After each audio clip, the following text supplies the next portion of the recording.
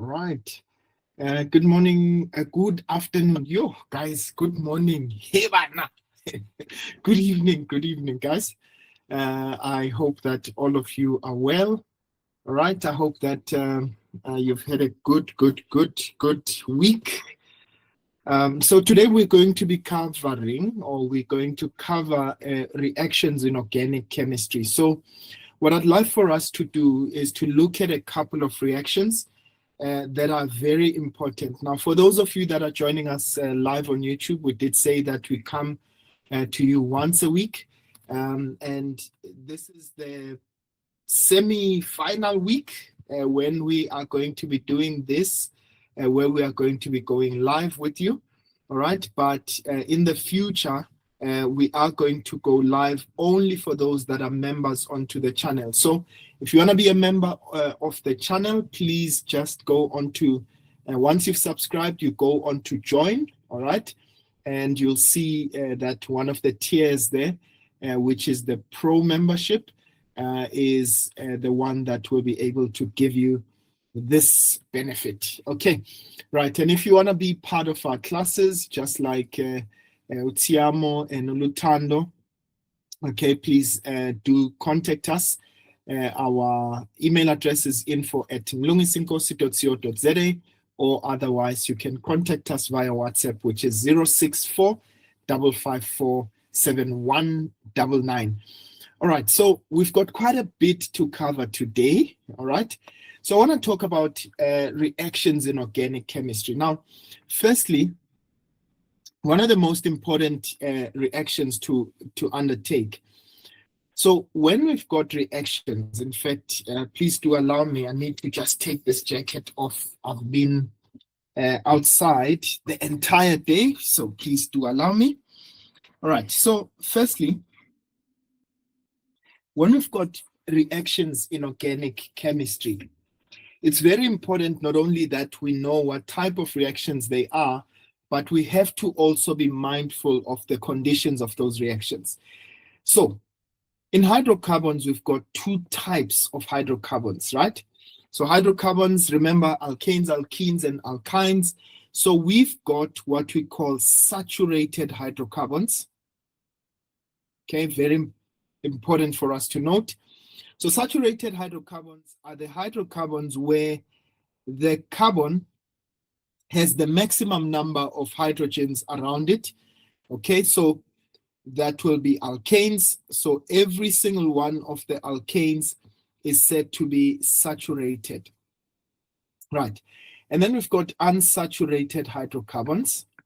And under unsaturated hydrocarbons, we've got alkenes as well as alkynes. So the ones with the double bond, or in this case, the ones with the triple bond, right? They are unsaturated, which means that they are highly reactive as well, right? So they've got that pi bond, what we call a pi bond. A pi bond is created by, valent electrons that just keep moving up and down like that. So they're very unstable, and as a result, become highly reactive, right? So we call them unsaturated, meaning that they would be able to react. Now, please, I want you to note the following. So whenever I take an alkane, and let's say I'm going to react an alkane, I'm going to react that alkane with any of the halogens. Now, remember that halogens are the elements in group 7. So I'm going to just put X there. X could be fluorine, it could be chlorine, it could be bromine, it could be iodine. Okay, so those are the elements that are in group 7 of the periodic table. So in this case, they always come as diatomic molecules, right? So they always come paired as diatomic molecules, right? So that's Br2, it would be Cl2, it would be F2, it would be I2. So what happens in this case? Now, under normal circumstances, this reaction will not occur spontaneously. So meaning this reaction will not occur on its own, not unless we do something to the reaction. And usually what we do is put UV light to it. So whenever I take an alkane and I react it with bromine, nothing happens unless I put UV light in there so that it just stimulates the reaction to start occurring. Right, now what is going to happen in this case? It means one of the bromide ions is going to replace one of the hydrogen atoms that were there. So there we go. And we'll have one of the bromide ions being replacing the hydrogen, right? But what else is formed? Now remember, you've got the hydrogen that came off. You've got one of the bromide ions, right, that were left, okay, after the other one substituted the hydrogen. And so we're going to get a byproduct, which is going to be hydrogen bromide in this case. Now, what type of reaction is this? We call this a substitution reaction. Now, remember, when you're substituting, it is when you are removing one thing and you are replacing it with another. So we call this a substitution reaction, okay? So very important for us to note in this case that we are going to have a substitution reaction. So, which means saturated hydrocarbons tend to undergo a substitution reaction. Of course, there are other types of reactions that take place, right? But in this case, this would be a substitution reaction that takes place. Now, I want us to please note the following. So what type of substitution reaction is this? Well, we call this halogenation, right? So should they ask about the type of substitution reaction that this is halogenation, but we can also refer to it as bromination. Okay, so I've seen in one of the questions where they said you are passing it through a bromination test. Okay, and I'll refer to that a little bit later on. Okay, right. So what if I were to do the very same thing? But this time around, I'm going to take an alkene. Okay, so if I take an alkene and I react it with bromine, okay? So reacting it with bromine again. So what's going to happen here? So remember when I said to you, we've got a pi bond in this case, right? I'm going to kind of draw it in red so that you can be able to see it, okay? And please, if there are any questions, please do ask if there's something that you don't understand, right? So you've got a sigma bond, you've got a pi bond. That's what makes the double bond that is formed over there, right? So what happens in this case with the pi bond, right? So it is going to break. Now let me just show that nicely there. So the pi bond would break. And I want you to imagine that this bond, it's like two arms that are holding each other like this. And so when they break, the one arm becomes available and the other arm becomes available as well, right? So now I've got these two arms that now become available, right? And what do the two arms have? Each one of them will now be able to accommodate one bromide atom each. Okay, so as a result, I now have this compound that is formed. Note, I won't have a byproduct here because both of my bromide atoms, right, got attached to each of the carbon atoms that were where we broke the double bond. Okay, so this, what type of a reaction is this? This is an addition reaction. Do you notice we added something that wasn't there before, right? So it's an addition reaction, but please note that addition reaction is also halogenation. and also referred to as bromination. Now, let me talk about what they often call a bromination test, right? So I saw in one of the exams the other time, they said to you, okay, they take 2 glass beakers, okay, or a glass YouTube, and they are going to put an unknown substance in it, in each. One of them is saturated and the other one is unsaturated. Now, we don't know which one is saturated and which one is unsaturated. And then they now throw in a brown substance. So usually when they talk about a brown substance, the brown substance is usually bromine, right? I'm trying to put some brown in there. Right. So now, in order for us to know which one is saturated and which one is unsaturated, so they pour in bromine over there. So we put brown bromine. Okay, this is what a bromination test is. So on each of them, we're going to put in some bromine, right? Now, on one of the reactions, you will find that the bromine dissolves, or in this case, it decolorizes the brown color immediately. So let's say on this one, right, the brown is decolorized immediately, and you end up with a clear substance without having to do anything. But on A, it remains as it is, right? So what does this tell us? It tells us this guy that was in here must have been the unsaturated hydrocarbon. Why do we say that? Because remember, we said with the unsaturated, they tend to react spontaneously. So this reaction would occur on its own without any external or much external energy that is required, right? So this is spontaneous. Whereas now for A, it would remain as it is unless we put it in the sun. Okay, the sun is a very good source of UV light. And so only when you put it in the sun does it dissolve and it forms that clear or colorless substance. In this case, which is going to be bromoethane. All right, so that's bromoethane.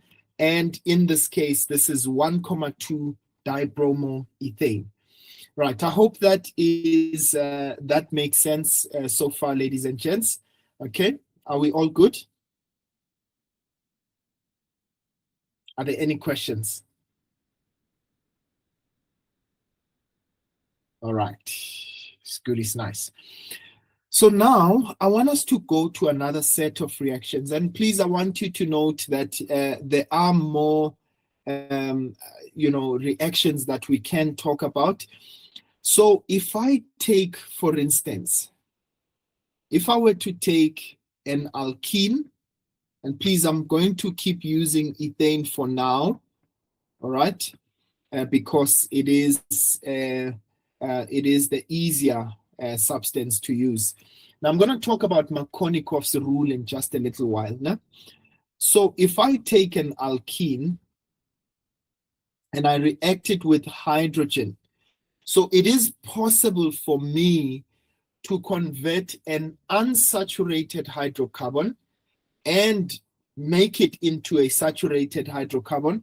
And in this case, how do I do that? By reacting that unsaturated hydrocarbon with hydrogen.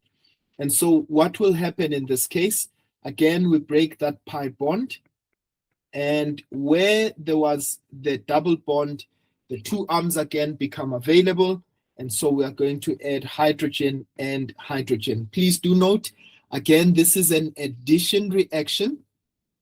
Okay. And what type of addition reaction is this? We know that this is going to be hydrogenation. We are adding hydrogen, so this is going to be hydrogenation. Okay, right. Please do note that. Right, I'm just going very quickly at the reactions, and we are going to talk about that at the end. All right. I am still going to talk about the conditions for each of the reactions. I'm just trying to rush for us to get to questions. I'd love to, at the end of this, to be able to at least do one past exam question. Right. Now, let's talk about the next situation. Now, when we take a double bond, or when we take an alkene, so a problem arises when we are now going to add hydrogen and something else. Okay, so let's take an example. So here we've got an alkene, right? And we now are going to react it with hydrogen chloride, okay?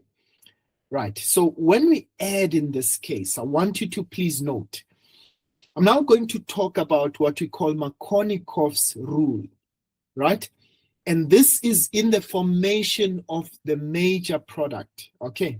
Right, so the major product in this case, we say that, okay, let me just fix this guy. We say that Markovnikov's rule simply states, in an addition reaction, right, where we are adding hydrogen and another ion, the hydrogen will go, or for the major product, the hydrogen will go to the carbon that has the most number of hydrogens. Okay, and I know that might not make sense at the beginning, but it will just now. Right, so the hydrogen, so you've got hydrogen here, you've got the chloride ion. So there's a possibility, there are two possibilities. Okay, so let's just draw it on the other side. So we've got hydrogen, okay. We've got, everything else remains the same. Now, we've got those two arms that become available, okay? Got those bonds that are available in this case. Now, the question is, where does each go? Do I put the hydrogen here and the chlorine there? Or do I put the chlorine over here and the hydrogen there?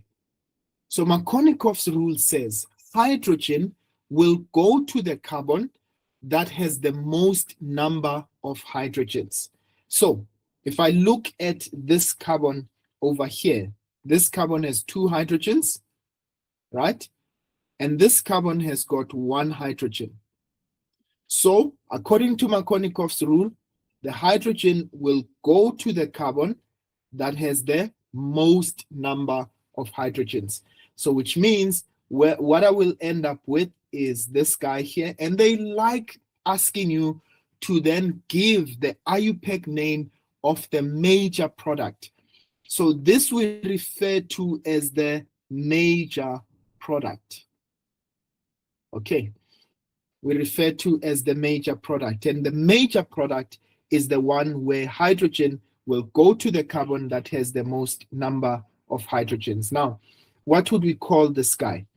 Well, this is going to be 2-chloropropane. Okay, so meaning the major product that will be formed will be 2-chloropropane. Okay, right, so that is what is going to happen. Now, remember, what did I add? I added a hydrogen together with a halogen. So we call this, it's an addition reaction still.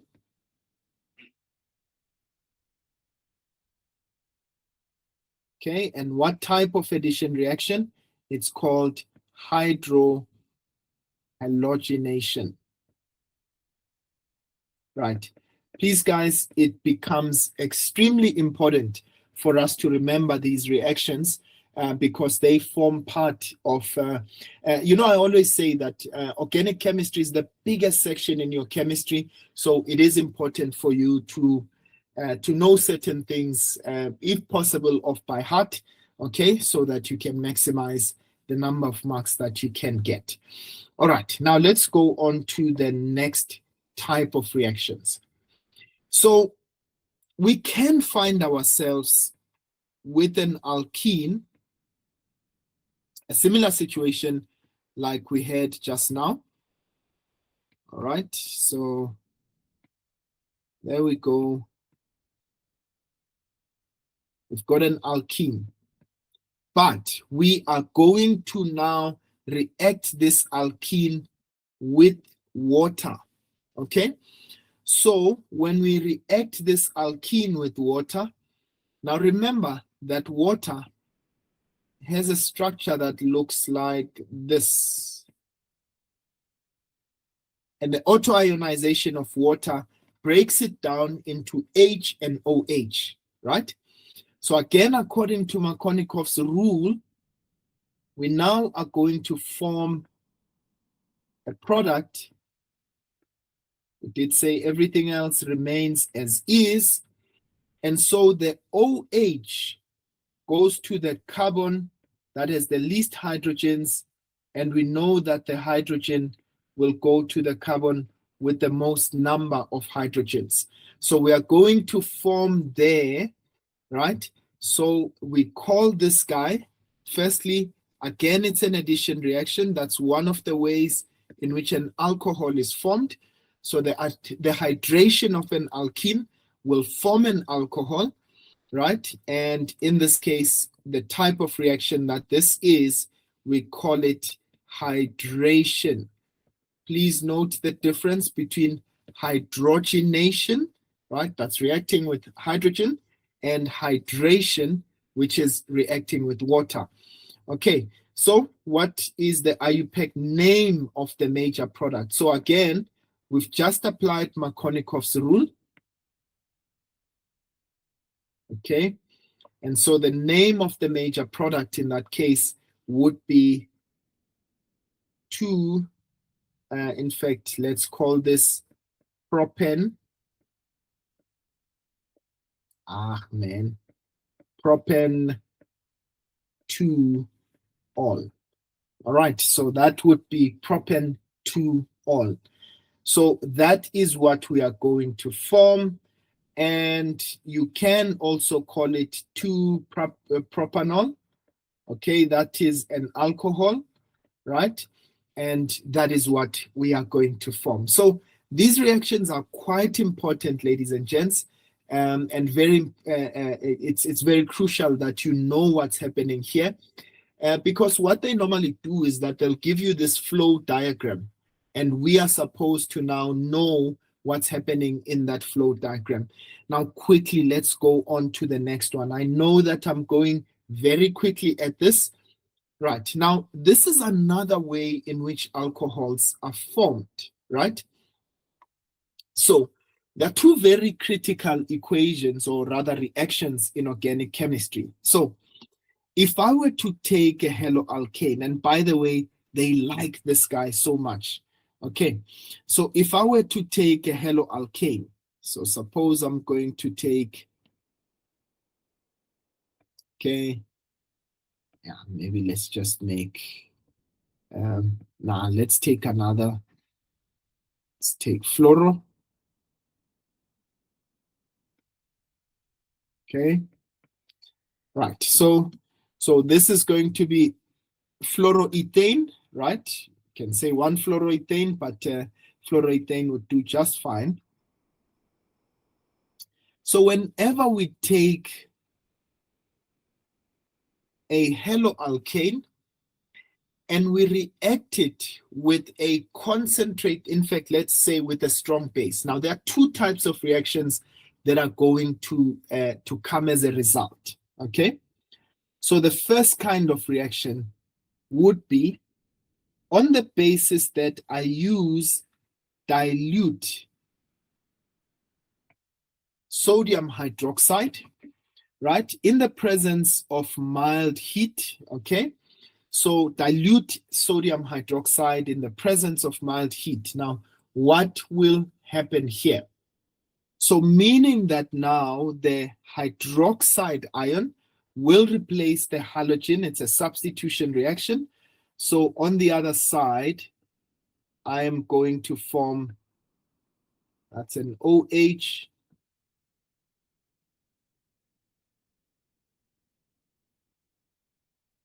Okay, So that's an OH. Now, what did I remove? I removed this halogen, right? And I replaced it with this hydroxide ion.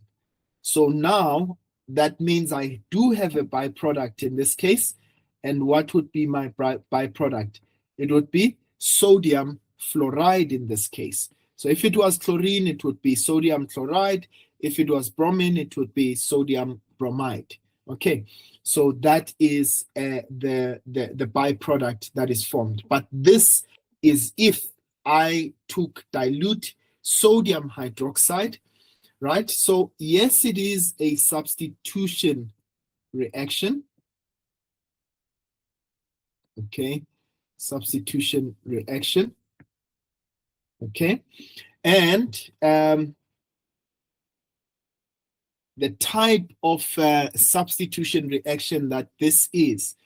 Now, if you just remember in acids and bases, right? So whenever you take a salt and you react it with water, okay, those type of reactions in this case are then referred to as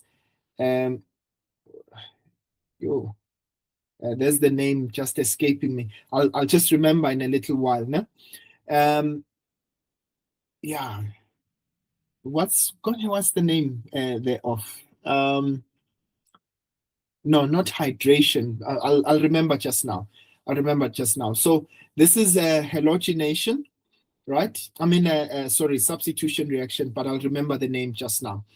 So if I take the same reaction, now please, I want you to note, if I did the same thing and just change one condition, so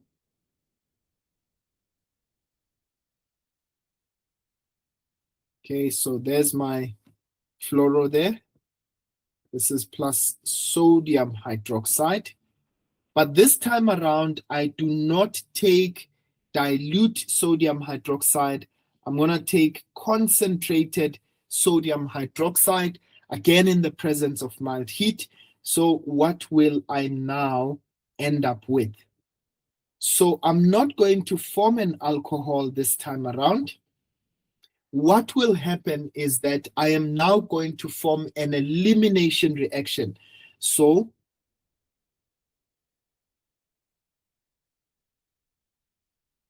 okay, so I've got hydrogen, now hydrogen there. But now what did I eliminate? I've eliminated the fluorine, I've eliminated the hydrogen there, and I've now formed a double bond. So which means the hydrogen fluoride would now undergo an acid-base reaction with the sodium hydroxide. So I end up with sodium fluoride. Okay, so the sodium with the fluoride and the OH with the H. So I end up with plus H2O. So please, ladies and gents, I want you to know this is an elimination reaction, and we've removed hydrogen as well as fluorine, which is a halogen. So this would be dehydrohalogenation.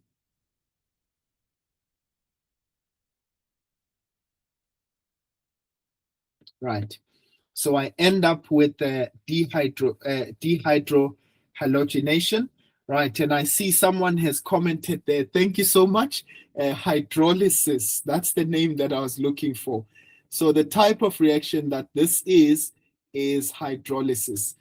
Please note, usually when we take salts and react them with water, we refer to that type of reaction as hydrolysis.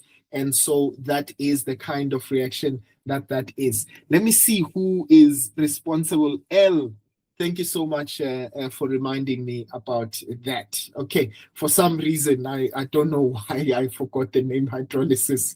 Okay, thank you so much for that. Right, so this is dehydrohalogenation, right?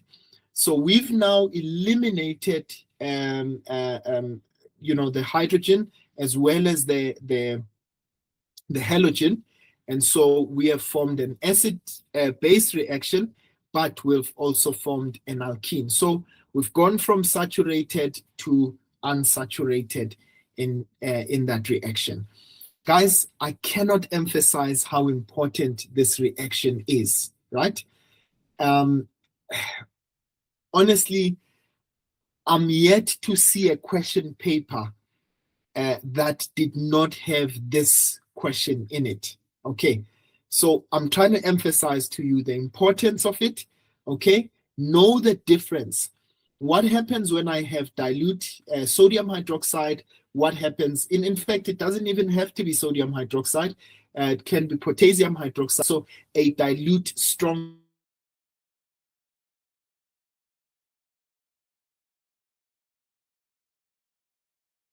Now, what I want us to do very quickly is talk about two very, very important reactions and to learn how to also balance them, okay? Right? So the first one is esterification. This is one of the more popular ones as well, right? So what do we know in esterification? We know that whenever we take an alcohol, and Askisi guys, I'll be talking for most of the session today. Yeah, so if we take an alcohol and we react it with a carboxylic acid. So we react it with a carboxylic acid, we end up with an ester plus H2O. But this reaction doesn't occur just on its own. It happens in the presence of a sulfuric acid catalyst. All right, so sulfuric acid is present there as an acid catalyst. The reason for that is that this is a condensation reaction, so we do need to eliminate that water out of that system. So let's take an example. So if I've got, let's say, got a primary alcohol,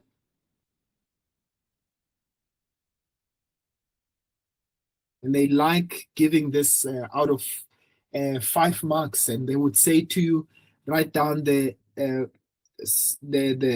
formula, or rather the equation for the formation of a certain ester. So let's say we take an alcohol and it is reacted with a carboxylic acid.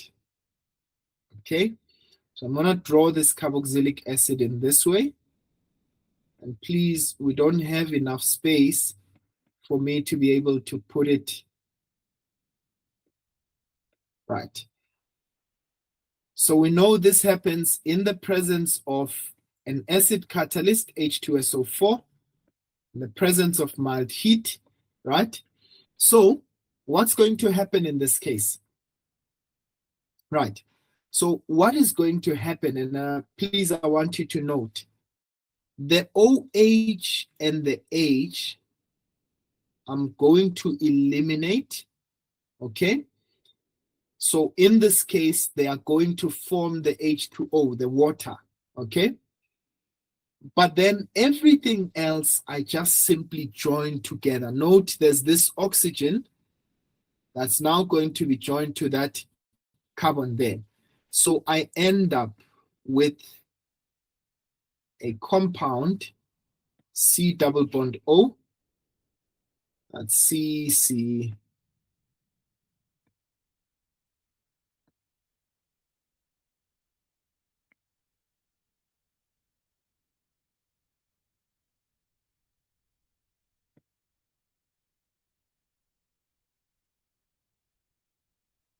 Right.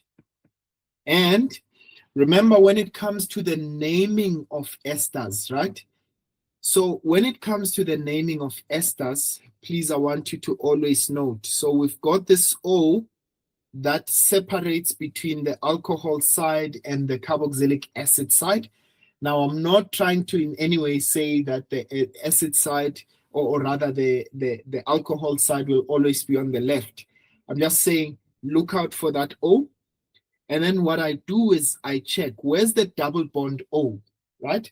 So I see the double bond O is on the right-hand side, which means this is the carboxylic acid side, right? And so this would be the alcohol side. So when I name an ester, I always start on the alcohol side first. And so I would say this is ethyl, right? Note there are 2 carbons. So this is ethyl, right? And then I go to the side that has the carboxylic acid. There's 3 carbons. So this is going to be propan. And the suffix for esters is always O8. Right. Ethyl propanoate. Some of you may have been fortunate enough to conduct an experiment where you are forming an ester. You know that esters have got that nice fruity smell to them. Okay, I'm sure some of you, when you are baking, you do use agents that are made out of esters that have got that nice fruity smell to them. Right, but please remember, we are also going to form H2O as a byproduct. Okay, I cannot again, ladies and gents, emphasize how important this reaction is, right? It is one of those reactions that are very popular. And of course, I'm not trying to say that you'll only have this kind. We can form any ester. It can have 1 carbon, it can have 2 carbons, it can have 3 carbons, whatever the case may be. But you must just know how to construct a reaction whereby you are able to form an ester at the end. Sometimes they can give you an ester, right? Let me just make an example for you.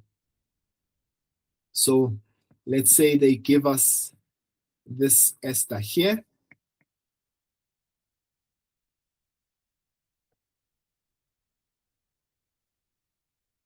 Okay.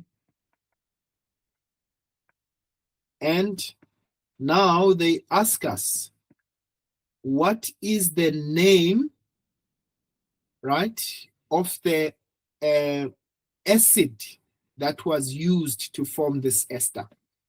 So firstly, I know what type of acid did I use to form this ester. Well, here's my double bond O on this side. So which means the carboxylic acid must have had only 1 carbon. So which means this must have been methanoic acid. Okay, methanoic acid. And the alcohol that was used to form this ester. Now, this is the part that tricks a lot of people, because I'm sure many of you would say, well, it's butanol. But remember, you are supposed to give the position of where that hydroxide ion would sit. So this would be 1-butanol. Or you can say butane 1-ol. Please note, between a letter and a word, we always, a letter and a number, we always put a hyphen there. Okay, right, ladies and gents, I'm trying to rush. I did want us to at least look at one question. I really have to rush after this because I do have another engagement.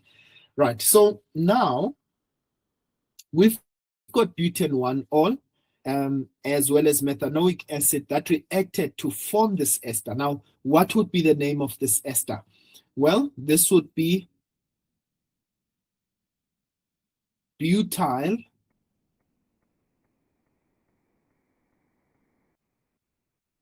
methanoate.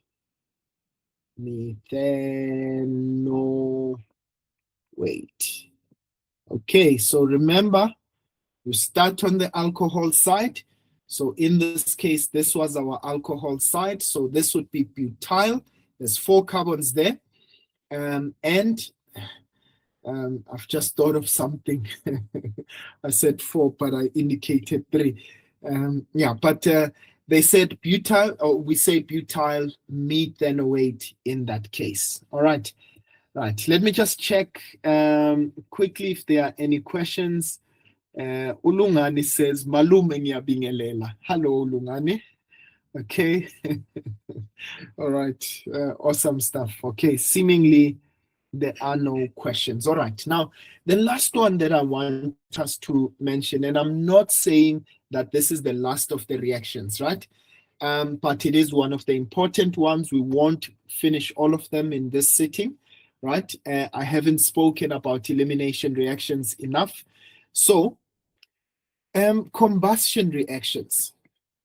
Now, combustion, this is when we take an organic compound and we react it with oxygen, right?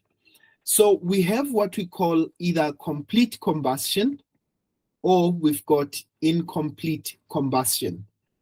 Please, I want you to stay with me. Let me take an example of complete combustion. So let's say we are going to take an alkane, right? An alkane, we're going to react it. So let's say C3H8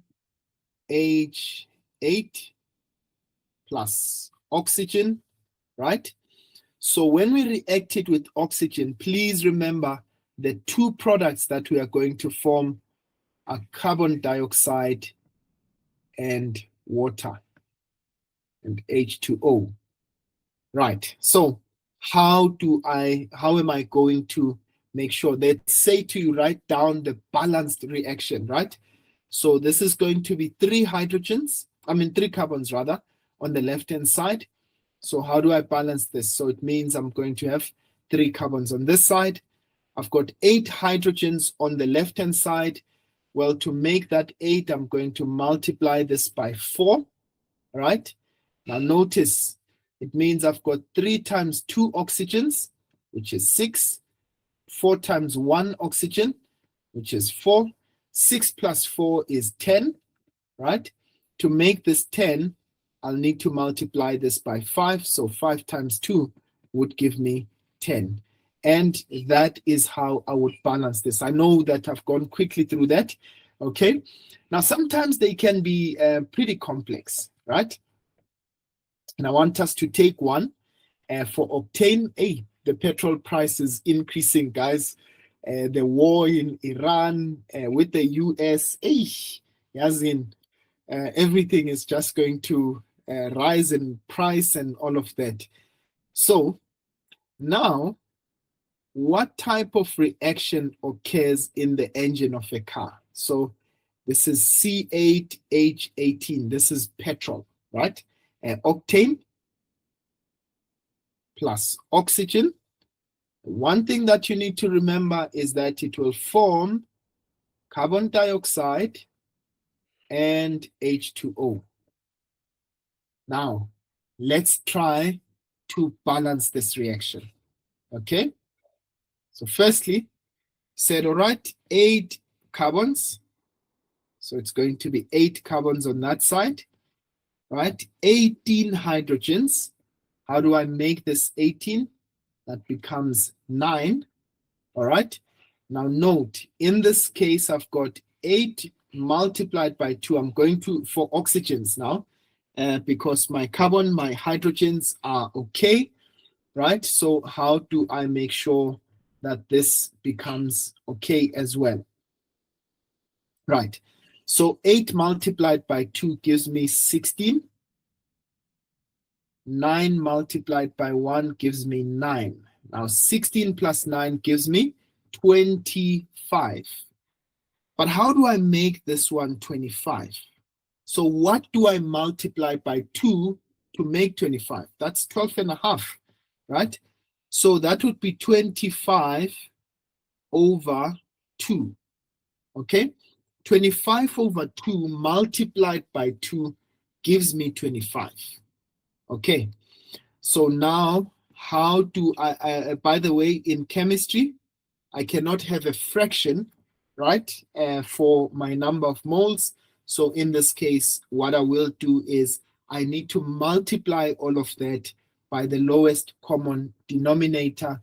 And in this particular case, that would be 2, right? So I'm going to multiply everything over here by 2. So what do I end up with? End up with 2 C8 H18, 25 times 2, 25 over 2 times 2 gives me 25 O2. 8 multiplied by 2 gives me, sorry, that's 8 multiplied by 2 gives me 16 carbon dioxide, plus 9 multiplied by 2 gives me 18 H2O. And that is how I am going to balance my reaction for combustion. Okay, right. I'd love for you to quickly take one of these reactions, and I want you to balance it for me. Please, I want you to do it quickly, right? So this is C4H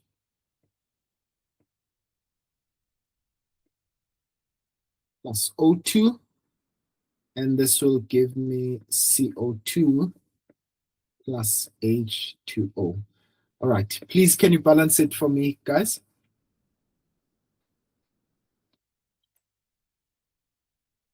Quick.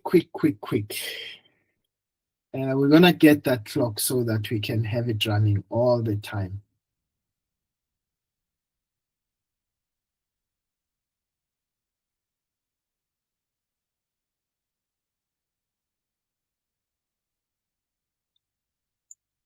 Ten, 9, 8, 7, 6, 5, 4, 3, 2, 1. Lutando.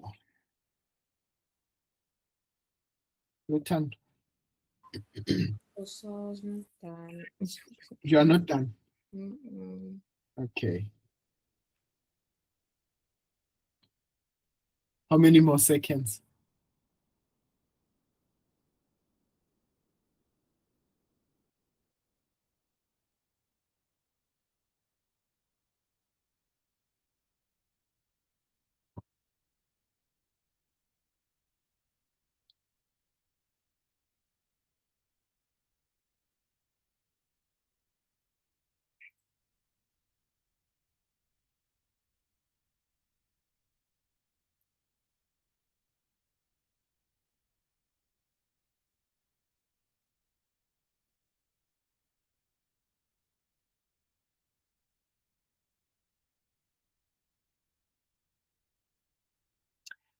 So this is complete combustion. I see there's a question there.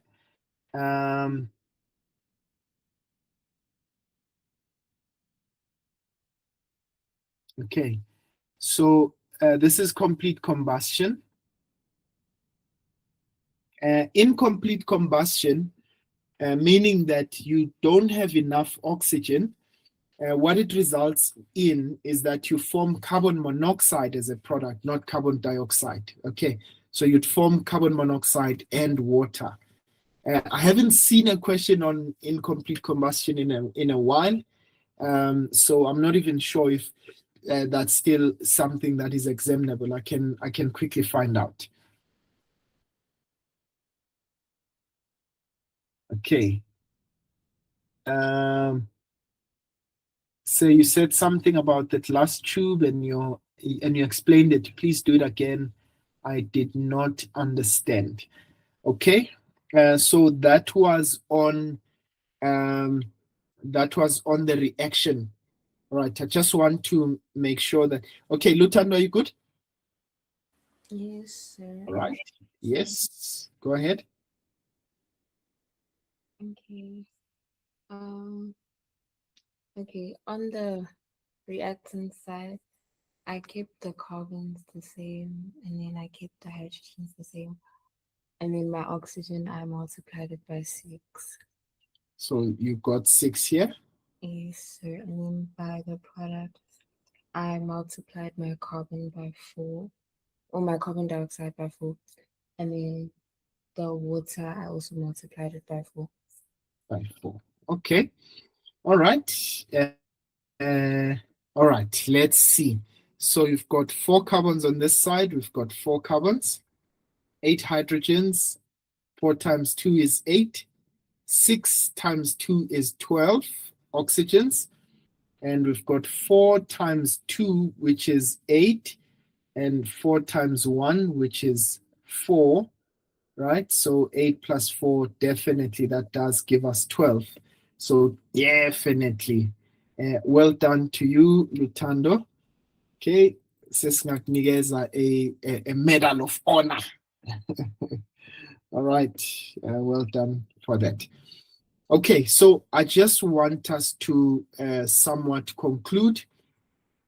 As I did say, we don't have a lot of time, but I want to show you how these questions are formulated, for exam purposes, right? So I'm going to just pick one and just walk you through what that looks like. So they say to you, the flow diagram below shows how prop 1 in can be used to prepare other organic compounds, right? So there's our prop 1 in over there, right? Now in reaction A, they converted it to propane, right? So what does that tell me?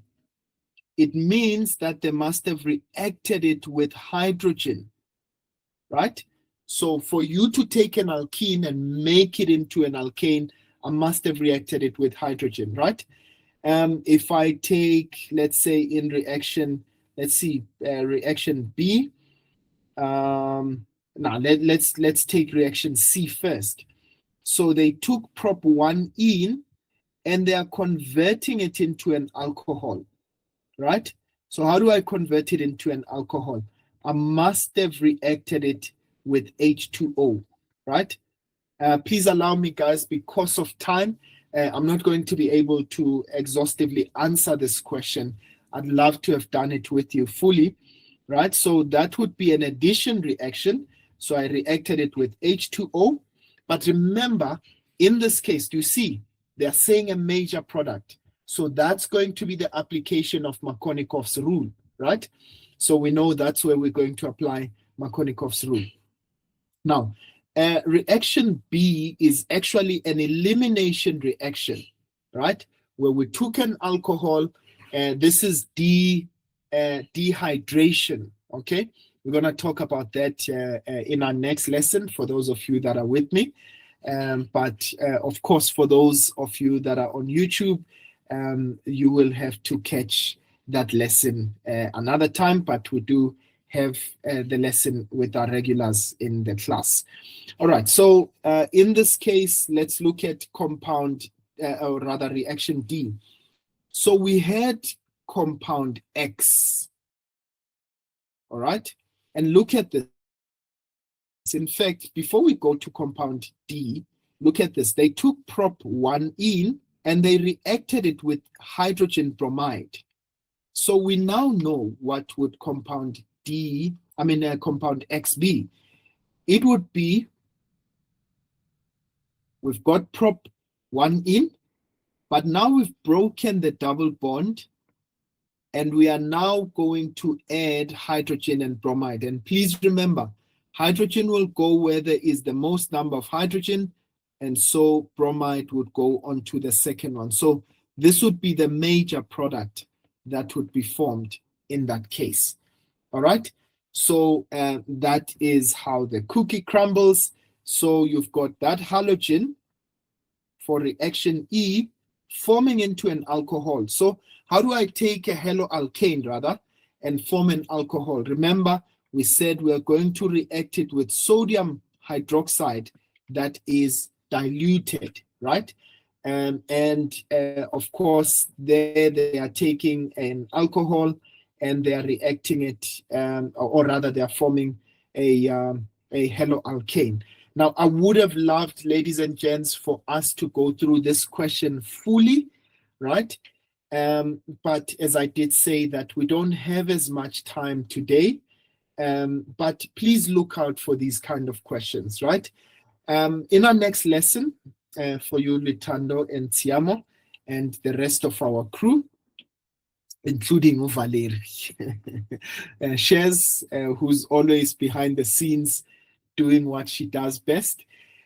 What we are going to be looking at now is elimination reactions. We're going to be looking at Zaitsev's rule, right? A very important rule. And we'll do more and more of this so that you master this section. I'll say this as I conclude. Please do note that organic chemistry is the biggest section in your chemistry paper. So it does deserve a lot of attention. It does deserve for you to give it as much as you can, right? In conclusion, for those of you who want to be part of our members, please remember to to click on join right on our YouTube channel and become a member. That is when you can catch this lesson once a week. All right, it will only come to you once a week. And of course, if you want more concise lessons, rather the ones that we bring regularly to those that are in my class, including the camps and so on, that will be, you will have to contact our team, all right, and so that you can be in our class on a full-time basis. Ladies and gents, it's really been a pleasure to be with you all on YouTube, but also Lutando Notsiamo. It's been good to be with you. Please in future, please ngicela sifike on time, ne? Please let's log in on time so that we can be able to start in earnest, so that we eliminate having to not finish what we wanted to do. Okay, but I'll see you guys on Saturday. Okay, sharp. Okay. So